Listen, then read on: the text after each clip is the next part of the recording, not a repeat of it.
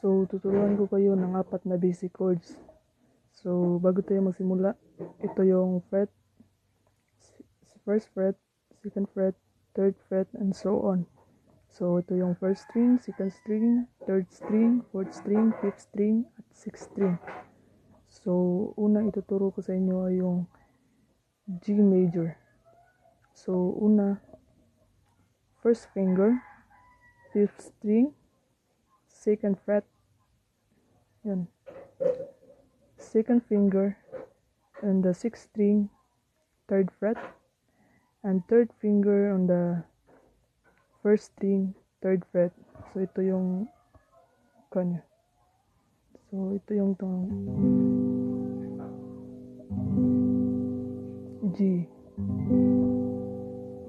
G. So, sunod ay yung D major.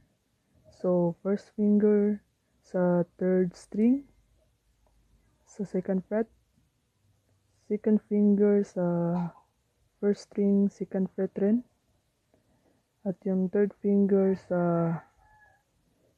second string, third fret.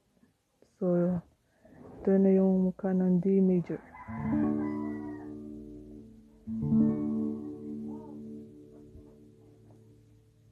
Sunod naman ay ang E minor. So,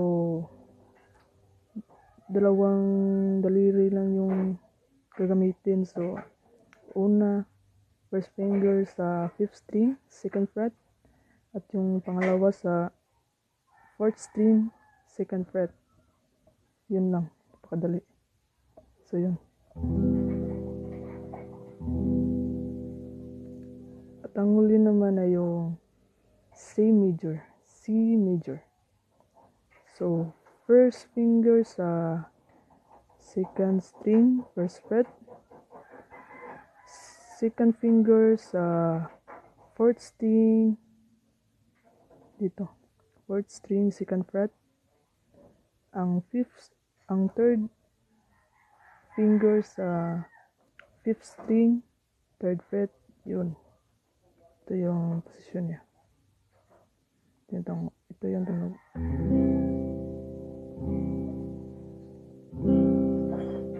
So, balikan natin. G,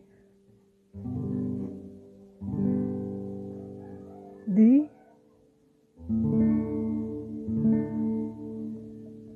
E minor, C major. So, tandaan nyo lang tong mga chords na ito dahil may mga kanta na ito lang yung mga gamit, maraming kanta na 4 ng gamit na chords. At ito yung mga chords na to.